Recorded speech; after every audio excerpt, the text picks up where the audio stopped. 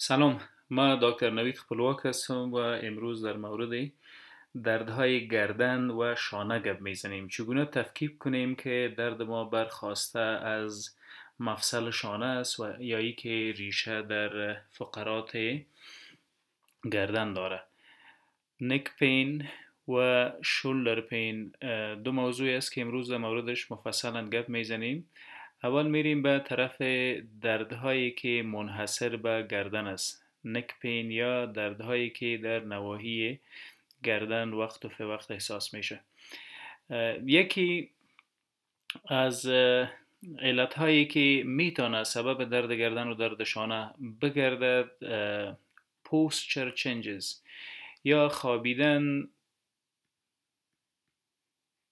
روی بالشتی که مناسب نباشه میتونه سبب درد و شخک شانه و گردن بگرده که اینا را به نام پوستچر پین هم یاد میکنه، یا دردی که از یک حالت از یک وضعیت مشخص پیدا میشه که اینا معمولا دردهای عضلاتی است، با فیزیوتراپی و مساج از بین میره.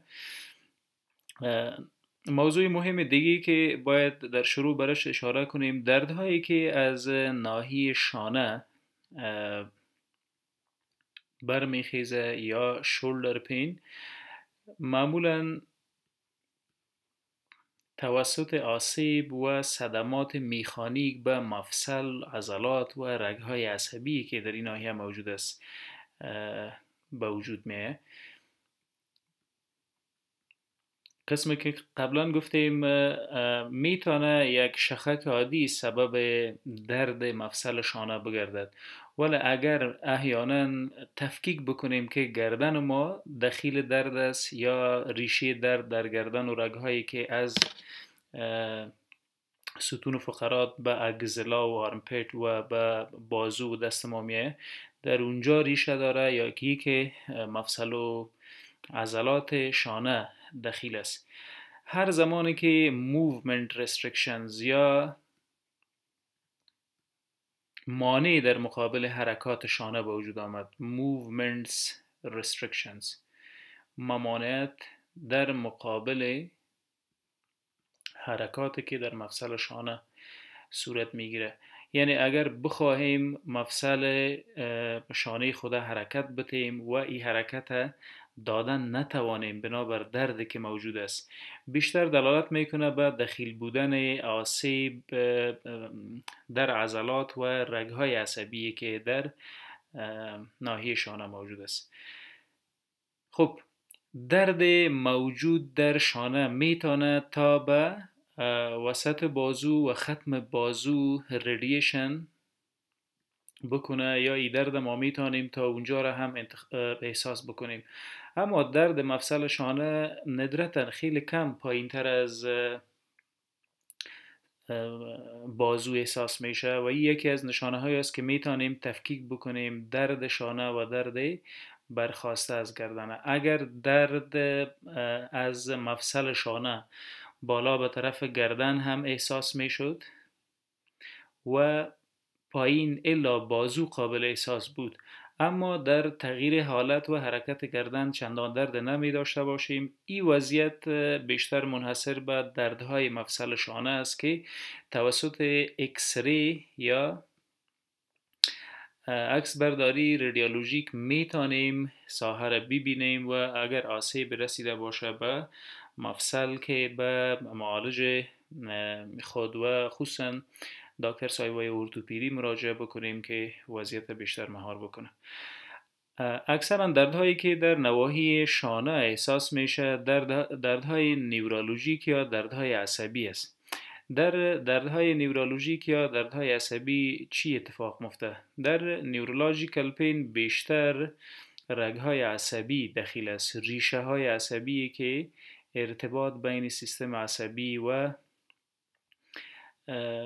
قسمت ها و نواحی بدن مرتبط می سازه. اگر آسیب به اونا برسه در هر قسمت از رگ در مسیر امتداد خود میتونه سبب دردهای نیورولوژیک یا دردهای عصبی بگردد. خب قبل از اینکه بریم به دردهای نیورولوژیک، شما اگر در این ساختمان متوجه شوین ما به اینی نوع مهره های گردن داریم و در میان هر مهره هم یک دیسک موجود است. اینا مهره گردن و در میان هر کدامشان یک دیسک موجود است، intervertebral دیسک.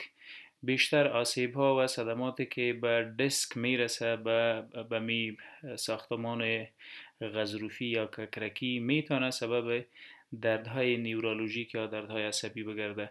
ما 7 فقره یا 7 موره در ناحیه گردن خود داریم، 7 cervical vertebrae یا 7 موره گردن. از هر دو طرف از این موره ها شبکه های عصبی میایه و این شبکه های عصبی در مسیر امتداد خود عضلات و حرکات کنترل میکنه. خوب اگر به این ساختمان متوجه شویم، این به رنگ زرد ریشه های عصبی است که از گردن ما، از دماغ اصغر یا از نخاع شوکی بیرون میایه و در مسیر امتداد خود تا شانه، بازو و انگشتای دست کنترل عصبی را مسلط می سازه. خب اگر احیانا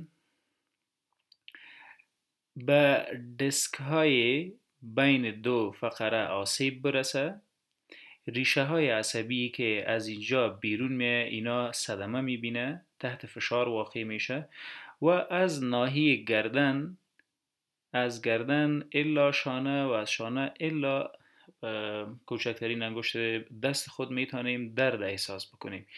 این دردها میتونه تو هم با بی‌حسی یا نمنس باشه، میتونه این دردها سبب تو هم با دستیزیا، پرستیزیا یا بی‌حسی، گرنگ شدن، قرق شدن و گزگز کردن دست احساس شود. دردی که از شانه تا گردن، از گردن تا شانه و از شانه تا انگشتای دست احساس میشه. در پهلوی درد که داریم از قرختی دست و بازو و شانه، از بی‌حسی یا نمنس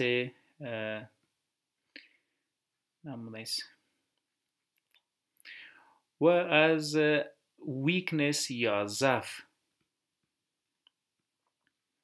بیشتر مریضا شکایت می داشته باشند. خوب مسلما اگر رگ عصبی تحت فشار واقع شود، در مسیر امتداد خود نمیتونه انگیزه های عصبی را انتقال بده، دردهایی را که به وجود میاره در پهلویش میتونیم بی‌حسی، قرختی، گزگز کردن و حتی گرمایش کف دست هم داشته باشیم.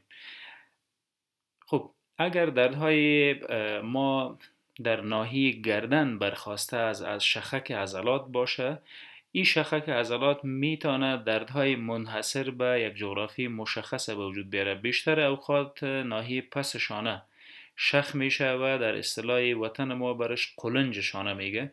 اینا بیشتر دردهایی هستند که ریشه در مشکلات روحی و روانی داره. انگزایتی یا افسردگی میتونه سبب سایکوسوماتیک پین یا دردهای عضلاتی بگرده.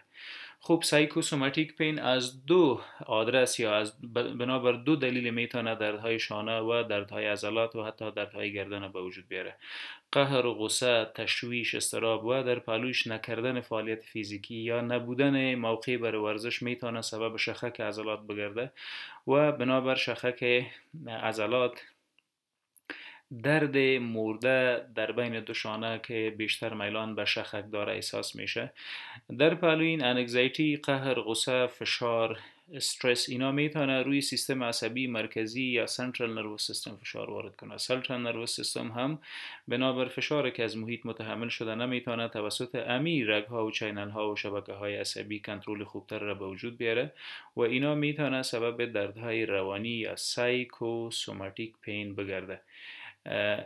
این ورژن درد شانه و گردن بیشتر در جوامع مثل ما بیشتر قابل دید و قابل مشاهده است. سایکوسوماتیک پین یا دردهای عضلاتی، شخک‌های عضلاتی که بعد از قهر و غصه و اضطراب و تشویش‌های روحی و افسردگی ها به وجود میاد. خب در پهلو این که صدمه و آسیب به مفصل شانه میتونه درد شانه را به وجود بیاره، صدمه و آسیب به عضلات میتونه سبب درد بگرده. این صدمه و آسیب بیشتر از حوادث ترافیکی، بلند کردن وزن و وارد کردن ضربات مستقیم و مفصل شانه به وجود میاد. همچنان اگر گردن ما تحت فشار واقع شود یا فشار میخانیک و یا هم پوسچر در حالت در زمان خوابیدن مهره ها عضلات دوروبر و رگهای عصبی را تحت فشار بیاره، میتونه سبب دردهای گردن و دردهای عصبی بگردد. در پهلو اینها اگر تکلیف در سیستم وجود داشته باشیم که مستقیما متضرر بسازه سیستم عصبی و رگهای عصبی را، میتونه سبب دردها بگرده، خصوصا درد شانه و گردن. مثلا دیابتیز ملایتس یا بیماری شکر. در دیابتیز ملایتس یا بیماری شکر مقدار قند خون بر مدتها از سطح نرمال بیشتر می باشه و این گلوکوز یا قند که در خون بلند رفته میتونه آسیب به رگهای عصبی برسانه. این رگهای عصبی اگر فرض بکنیم این یک رگ عصبی است، از میلیون ها حجرات به نام نیورون ساخته شده. نیورون این یک ساختمان داره، این سل بادی، این هم اگزون و اینا هم دندرایت است. اگر ساختمان اگزون متوجه شویم، اینجا حجرات به نام شوان موجود است، شوان سلز. وظیفه شوان سل در حقیقت انتقال انگیزه ها در مسیر امتداد رگ عصبی است. گلوکوز اگر در خون بلند بره به این حجرات به نام شوان صدمه میرسانه و چینل های ارتباطی در رگ عصبی را صدمه میرسانه و این وضعیت اگر دوام بکنه میتونه سبب قرختی، گزگز کردن، گرمایش، بیسی و ویکنس و ضعف عضله بگرده. هم میتونه دیابتیز ملایتس سبب درد شانه بشوه و هم میتونه درد گردن به وجود بیاره و حتی رگهای عصبی را متضرر بسازه. خب در پهلوی شکر سروایکل سپوندولایتس یا آسیب مستقیم به مهره های گردن که بون دیجنریتیو دیساردر یا در امراض استخوانی که سبب پوکی و پودگی استخوان میگرده، پوکی و پودگی استخوان گردن یا مهره های گردن میتونه سبب آسیب به نخای شوکی و رگ‌هایی که از نخای شوکی به قسمت‌های مختلف بدن سرازیر میشه بگردد. سروایکل سپوندیلایتس تکلیف دیگه است که میتونه هم درد شانه و هم درد گردن به وجود بیاره. کمبود ویتامین ها، کمبود فعالیت فیزیکی میتونه سبب شخک عضلات بگرده که بعض اوقات مریضا بیشتر اوقات سراسیمه شده تا MRI و CT اسکن معاینه میکنه و در آخر نتیجه را میبینه که مطلق نرمال است. سدنتری لایف استایل یا بخو بنوش خوک و اینا بیشتر در جوامع ما سبب بروز اینا و دردها و تکالیف میگرده. سدنتری لایف استایل بهترین علاجش ورزش کردن است و داشتن یک زندگی فعال. خب در پهلو اینها امراض دیگه سیستمیکی که میتونه به رگهای عصبی آسیب برسانه، تیومورها یا سرطانهایی است که در نواحی گردن، در ناحیه شانه به وجود میاد. این تیومورها میتونه تیومورهای بیناین خوشخیم باشه و یا میتونه تیومورهای بدخیم یا سرطانی که مستقیما توسط پرشر یا فشار ساحه را متضرر میسازه و یا هم توسط انتشار یا متاستاسیس از یک نقطه به نقطه دیگه سبب ایجاد و بروز دردها میگردد. در پهلوی شکر و سروایکل سپوندولایتس و طرز غلط زندگی کردن، کمبود ویتامین ها و مواد مقوی خوب میتونه سبب از این تکلیف بگرده. مثلا ویتامین B12، ویتامین B12 یا میکوبالامین اگر در وجود کم شود مستقیما به اگزون شیت صدمه میرسه. اگزون شیت این حجرات قبلا گفتیم که در یک نیورون حجراتی که موجود است به نام شوان سل، اینا در حقیقت یک شیت ارتباطی را روی اگزون ساخته و این شیت از ویتامین B12 ساخته شده. اگر ویتامین B12 کم شد میتونه سبب درد شانه و سبب درد گردن و آسیب به رگ‌های عصبی بشه. کمبود ویتامین D یا کولیکالسیفرول، ویتامین D3 که بیشتر در تقویه و ساخت و ساز استخوان‌ها دخیل است. اگر کم شود مسلما سبب درد تمام استخوان‌های بدن به خصوص درد گردن و شانه می‌گردد. همچنان کمبود منرال کلسیم و فاسفید که اینا دو جزء ساختمانی استخوان است. اگر استخوان ضعیف باشه، مواد ساختمانی استخوان ها را کم داشته باشیم، آسیب به مهره های گردن میرسه و بنابراین آسیب میتونیم دردهای جبران ناپذیر را در ناحیه گردن متحمل شویم. خب برای تشخیص از این وضعیت بهتر است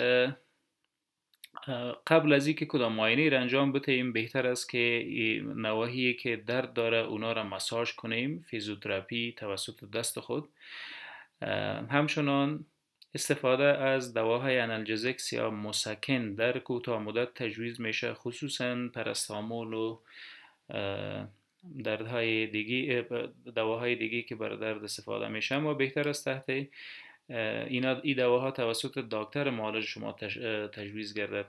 اگر احیانا درد ما بیشتر شد، دوام کرد و نیاز بود که بریم به عمق درد که چرا به وجود آمده، بهتر از یک اکسری گردن و اکسری شانه را انجام بدهیم. اکسری رادیولوژیک میتونه که نشان بده اگر آسیبی به رگ به استخوان رسیده باشه.